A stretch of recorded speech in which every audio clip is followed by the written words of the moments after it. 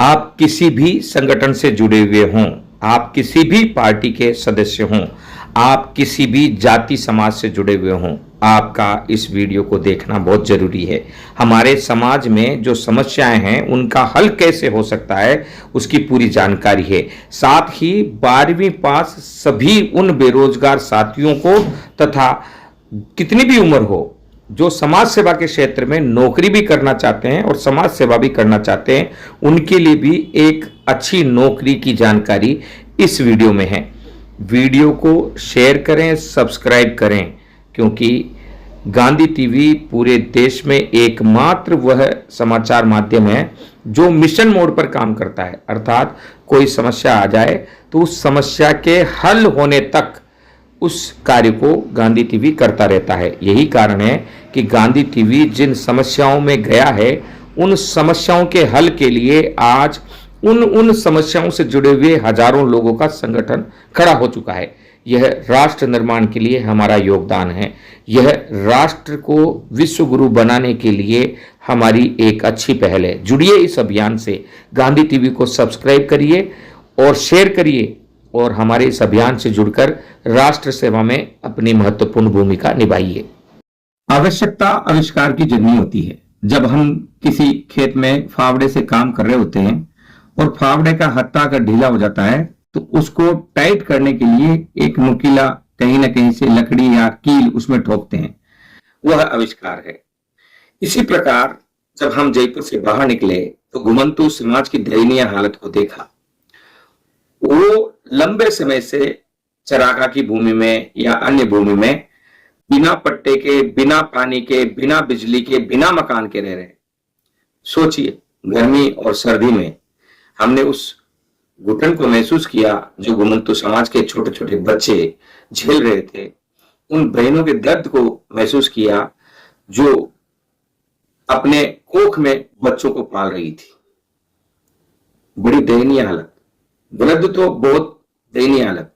मतलब जो घुमंतु समाज में बूढ़े हो रहे थे वे बुढ़ापे से नहीं मर रहे थे, बल्कि इस असहनीय गर्मी, असहनीय सर्दी और मच्छर के काटने से जो बीमारियां होती थी उनसे वे मर रहे थे। ऐसे में हमने बड़ा आश्चर्य व्यक्त किया कि 2012 में चरागाह की भूमि पर परमानेंट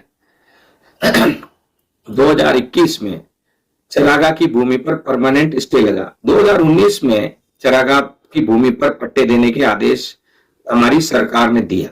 उसके बावजूद ये पट्टे क्यों नहीं मिले? जब इस बात के तह में गांधी टीवी गया तो गांधी टीवी को वह बेवस्त नजारा दिखाई दिया जहां घुमंतु समाज के लोगों को बेगुनाहों की तरह, जानवरों की तरह उनके साथ व्यवहार किया जाता था। ग्रामीण क्षेत्र में कई ग्राम पंचायतें नजर आई जहां चपड़ासी भी घुमंतु समाज को पंचायत में घुसने से रोक देता था और दुत्कार कर भगा देता था। और यह समाज बोली, अनपढ़, उनके इस असहनीय दर्द को सहते हुए आगे बढ़ रही थी। तब एक आंदोलन हुआ। उस आंदोलन में आप अगर गांधी टीवी के पीछे जाकर देखेंगे तो आपको दिखाई देगा 1 साल 1.5 साल पहला वह आंदोलन जो घुमंतु समाज के हितों के लिए लड़ा। बड़ा आंदोलन हुआ और उस आंदोलन के तहत हमें यह पता चला कि अब तक जितनी भी संगठनों ने काम किया उनमें कहीं ना कहीं कोई ना कोई कमजोरी रही है। इस कारण इन्हें पट्टा मिल ही नहीं पाया। आदेश तो आए, अब उसकी कमजोरी को जब हमने देखा तो एक पत्रकार की नजर से जब देखा तो हमें पता चला उसमें छेद है। आप सोचिए, चलनी में पानी कितना ही डालो, चाहे टंकी से डालो, चाहे सागर पूरा उंडेल दो, वो चलनी में रुकेगा नहीं। गेहूं छालने की छलनी होती है ना, उसमें पानी कभी रुकता नहीं है ना। इसी प्रकार कोई ना कोई छेद है, यह हमें पता चला क्योंकि हर सरकार ने अपने शासन काल में घुमंतु समाज को ग्रामीण क्षेत्र में, शहरी क्षेत्र में पट्टे देने के आदेश दिए, लेकिन वो उन्हें मिला नहीं। उस आदेश में कमी क्या थी, वह छेद क्या था, यह ढूंढना था, क्योंकि वो छेद रुके तो ही उन्हें पट्टा मिल पाएगा, यह हमें पता चल गया था। इन सब के लिए संगठित रूप से काम करने की जरूरत थी और संगठित रूप से काम करने के लिए एक संगठन का होना जरूरी था। तब आंदोलन में ही सोचिए, अपने घर बैठकर संगठन नहीं बनाया, रण क्षेत्र में लड़ते हुए हमने भारत जोड़ो मिशन सोसाइटी का गठन किया। चूंकि उस समय हम लोग सब कांग्रेस पार्टी में थे और राहुल गांधी भारत जोड़ो यात्रा निकाल रहे थे, तो हमने सोचा कि कांग्रेस पार्टी के इस यात्रा से जुड़कर हम वास्तविक रूप से घुमंतू समाज को जोड़ पाएंगे। लेकिन हमारे साथ उल्टा हुआ। जैसे ही ये संगठन रजिस्टर्ड हुआ, कांग्रेस के नेता चिढ़ने लगे, अरे ये संगठन भारत जोड़ो यात्रा के नाम से कैसे रजिस्टर्ड हो गए। और ये चिढ़ इतनी बड़ी हुई कि उन्होंने तुरंत प्रभाव से हर प्रकार के दबाव में झुकाने की कोशिश की गई, लेकिन हम नहीं झुके। तो अंततोगत्वा भारत जोड़ो यात्रा का नाम बदलकर न्याय यात्रा रख दिया गया। हम तब भी नहीं रुके, लगातार आगे बढ़ते रहे। भारत जोड़ो मिशन सोसाइटी के तहत हमने सरकार से बात की और कहा कि आदेश सिर्फ घुमंतू समाज के लिए आए। जी हाँ, वह छेद हमने पकड़ ली थी। वो छेद क्या थी? हमारे घुमंतू अर्धघुमंतू विमुक्त जाति समाज के लोगों को पंचायत में घुसने नहीं दिया जाता। ऐसे में जो पट्टे आते थे वो पट्टा विहीन, भूमि विहीन लोगों के नाम से आते थे। सभी जातियों के लिए खुले आदेश थे। वो कोई भी जाति समाज का व्यक्ति जाकर, जिसके पास पट्टा नहीं है, जमीन नहीं, वो पट्टा ले सकता था। ऐसे में बड़ी जातियों के लोग और प्रभावशाली लोग अपने पसंदीदा लोगों को छांटकर उन्हें पट्टे दे देते और घुमंतू समाज को तो जानवर समझा जाता है। आज भी ग्रामीण क्षेत्रों में घुमंतू समाज के लिए हम लड़ रहे हैं। कई बार कई थानों में कांड कोई और करता है, चोरी कोई और करता है, डकैती कोई और करता है, लेकिन जो घुमंतू समाज का नौजवान होता है वो सड़क पर मोटरसाइकिल से जा रहा होता है, पुलिस वाले रोककर उसको ले जाते हैं और उसको मारपीट करके जितने भी केस पेंडिंग होते हैं सारे उसके ऊपर डाल देते हैं और फाइल क्लोज कर देते हैं। कह देते हैं कि वो 5 चोरी में पकड़ा गया, 10 चोरी में पकड़ा गया, जबकि वो बेचारा कई मायनों में किसी भी चोरी में पकड़ा ही नहीं गया होता है, कहीं चोरी ही नहीं की होती। मर्डर केस में भी हमने 5-5 दिन बाद प्रयास करके लोगों को, निर्दोष लोगों को बाहर निकाला, घुमंतू समाज को बाहर निकाला। लोग तेजी से भारत जोड़ो मिशन सोसाइटी से जुड़े और अपने मन से सबने स्वेच्छा से इस आंदोलन को आगे बढ़ाया, आर्थिक सहयोग भी दिया।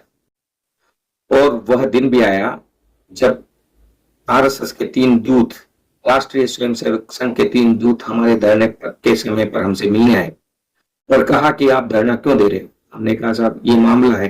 तो उन्होंने कहा हम आपकी पूरी मांग पूरी करेंगे।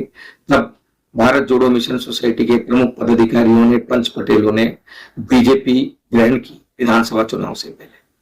और शर्त 2 थी, क्योंकि हमारे पास ऑल कोचिंग इंस्टीट्यूट महासंघ के रूप में एक अलग संगठन भी है, तो पेपर लीक माफिया को भी पकड़ना, जो थानेदार ट्रेनिंग के दौरान अभी पकड़े जा रहे हैं, नकली मतलब पेपर लीक करके, पेपर चुराकर, टीप करके जो थानेदार बन रहे हैं, उन सबको भी पकड़ रहे हैं। किसी का 2 महीना बाकी है ट्रेनिंग पूरी होने में, किसी का 6 महीने बाकी है, सबको पकड़ रहे हैं। वह भी आंदोलन हमारा ही था। और भारत जोड़ो मिशन सोसाइटी के रूप में हमने कहा कि घुमंतू समाज को, अर्धघुमंतू समाज को, विमुक्त समाज को अगर पट्टा मिले तो उसके लिए सबसे ज्यादा जरूरी है कि उनके लिए अलग से आदेश आए। और 100 गज से क्या होगा, हमें 300 गज तक का पट्टा चाहिए। ये आदेश हम धन्यवाद देते हैं प्रधानमंत्री मोदी जी का, धन्यवाद देते हैं भजन लाल जी का, धन्यवाद देते हैं मदन दिलावर जी का, पंचायत राज मंत्री का, जो आदेश की पालना भी करवा रहे हैं। और हम धन्यवाद देते हैं तमाम संगठन के पदाधिकारियों, कार्यकर्ताओं का, जो घर से निकलकर लोगों को फॉर्म भरवा रहे हैं, जाति सर्टिफिकेट भरवा रहे हैं और जाति सर्टिफिकेट जमा करवा रहे हैं, राशन कार्ड जमा करवा रहे हैं। ये काम हुआ, हमने उस छेद को बंद किया और ये काम पूरा हो गया। और अभी पूरा नहीं हुआ है, एक और अड़चन पैदा हो गई। अब बहुत सारे संगठन बने हुए थे, उनके पास काम करने की प्रणाली हमारी जैसी नहीं थी। चूंकि व्यक्तिगत रूप से मैं उस घटना से भी जुड़ा हुआ हूं जिसके कारण आधार का जन्म हुआ। ये लंबी वीडियो है, देखना जरूर। आधार एक मुस्लिम परिवार की वजह से आया। उन दिनों में हमारा ऑफिस जयपुर में था, हम शुद्ध रूप से पत्रकार थे। आज तो समाज सेवक के रूप में भी काम कर रहे हैं और पार्टी से भी जुड़े हुए हैं।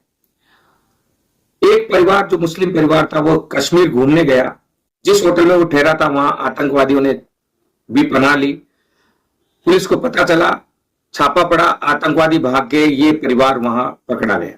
क्योंकि मुस्लिम परिवार था, केरल से था, तो इस परिवार को वहां पुलिस ने पकड़ा और जांच के लिए वहां से पुलिस टीम, उस जमाने में आधार नहीं हुआ करता था, वोटर आईडी कार्ड ही हुआ करता था। वोटर आईडी कार्ड प्रदेश स्तर पर काम करता है, राजस्थान का राजस्थान में काम करेगा, उसका आंकड़ा राजस्थान में मिलेगा, एमपी का एमपी में मिलेगा, गुजरात का गुजरात में मिलेगा, केरल का केरल में मिलेगा, कश्मीर का कश्मीर में मिलेगा। अब आंकड़े को खंगालने के लिए कश्मीर की पुलिस केरल गई, केरल जाकर आंकड़े को खंगाला, उस परिवार के बारे में जानकारी ली, पाया कि वो परिवार निर्दोष है, अच्छा परिवार है, वापस गए और उनको छोड़ा गया। इस जाने आने और जांच करने में 17 दिन लगे। 17 दिन तक केरल का वह मुस्लिम परिवार वहां पुलिस कस्टडी में रहा, वहां थाने में बंद रहा। बच्चे भी थे, पोते भी थे, माँ भी थे, पिताजी भी थे, दादा दादी भी थे, पूरा कुनबा था एक। उनको बड़ा दर्द हुआ, 17 दिन बड़ी टेंशन में गुजरा कि कहीं गलती से अगर हम आतंकवादी घोषित हो गए तो मर जाएंगे। उस टेंशन से वे 17 दिन बाद मुक्त हुए और वो ख्वाजा साहब के पास दर्शन करने के लिए निकल रहे थे। तो जयपुर में किसी ने कहा कि यहाँ एक पत्रकार हैं जो केरल के ही हैं, आप उनके पास जाइए, आपको इस पीड़ा का, जो आपके साथ अन्याय हुआ है, इसका बदला मिलेगा। वो लोग हमारे पास आए। उन दिनों में डिफेंस मिनिस्टर, क्योंकि कश्मीर में पुलिस के बजाय सेना ज्यादा काम करती है, तो उन दिनों में जो सेना के मंत्री थे वो थे एक एंटनी, केरल के थे। मेरे उनसे व्यक्तिगत रिलेशन उस समय भी रहे, अभी भी हैं।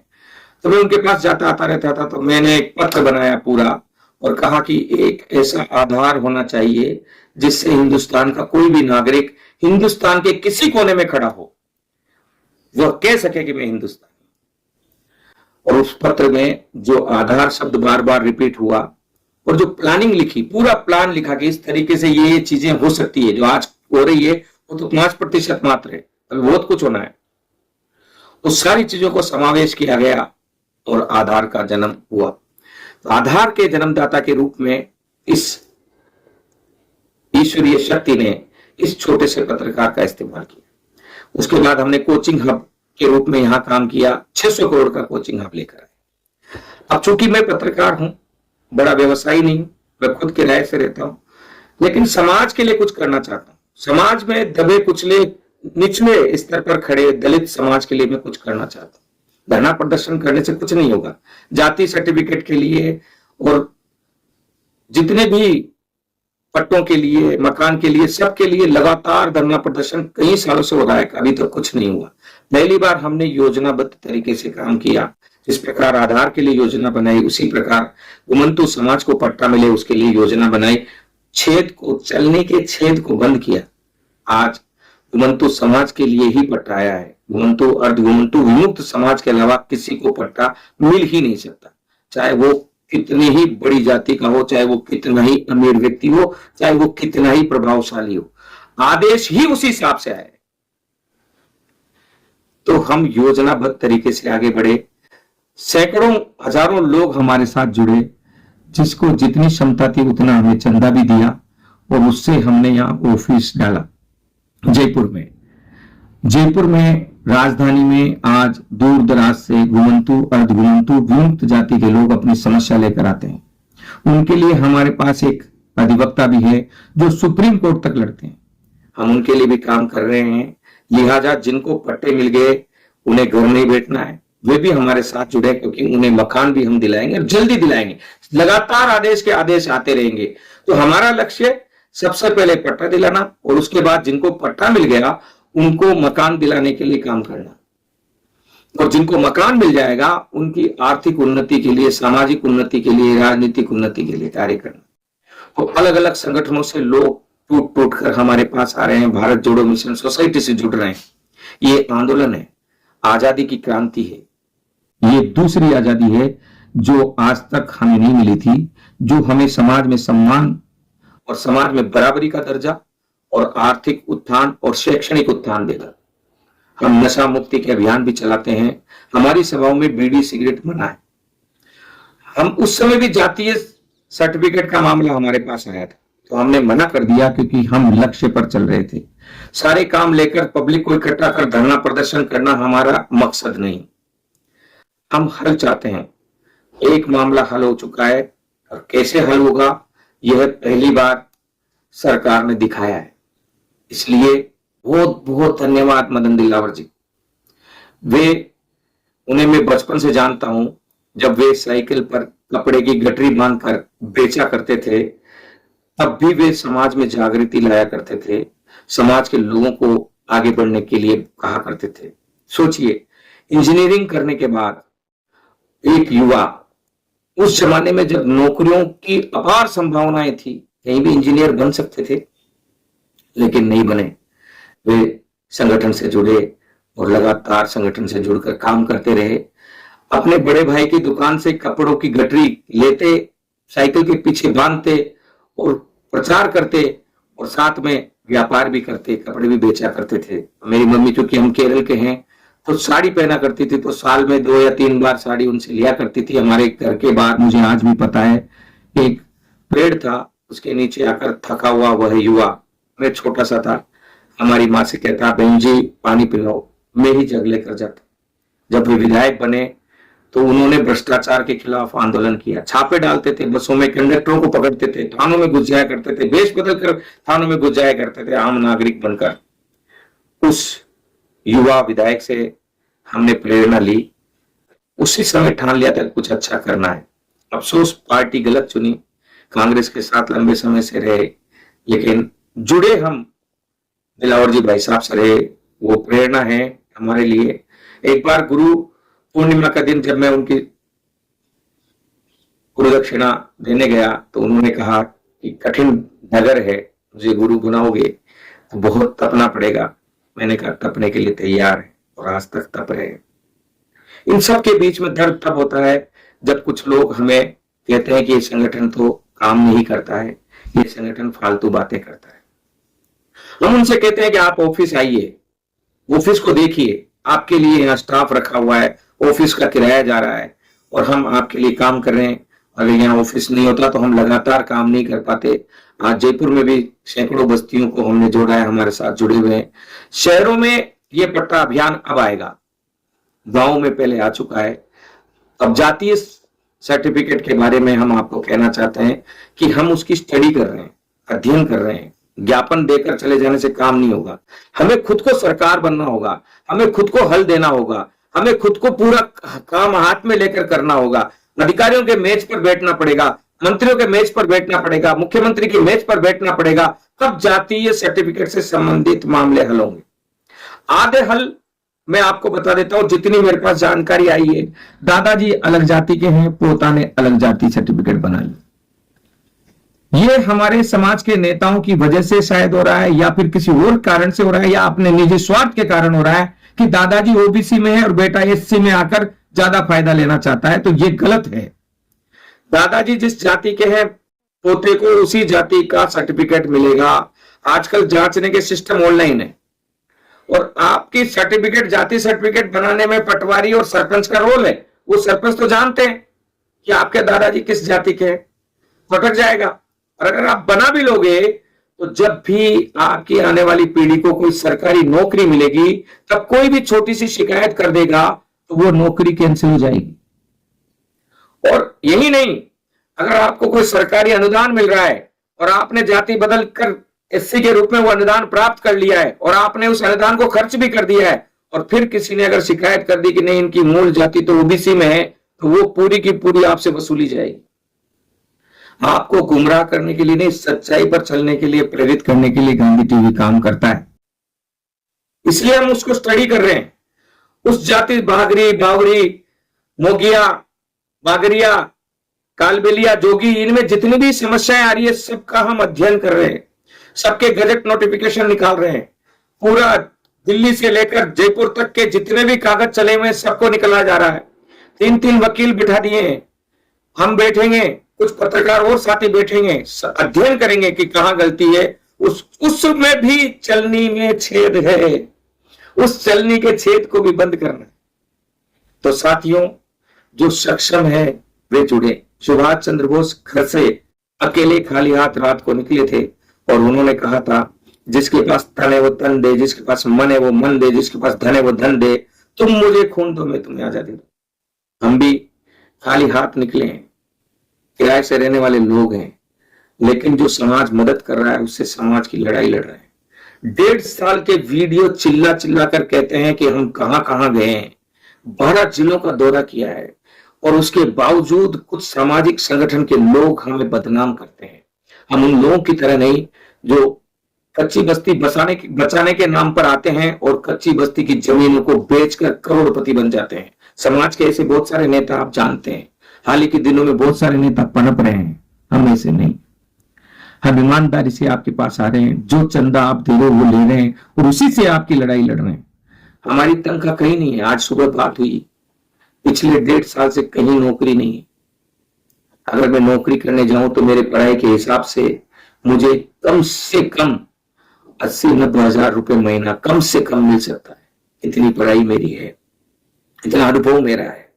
एक ड्राइवर मिलेगा, नौकर मिलेगा और छुट्टियां भी मिलेंगी, लेकिन यहाँ लगभग 1.5 वर्ष से लगातार मानसिक रूप से, शारीरिक रूप से आपके समाज के उत्थान के लिए काम कर रहे हैं और सफल हो रहे हैं।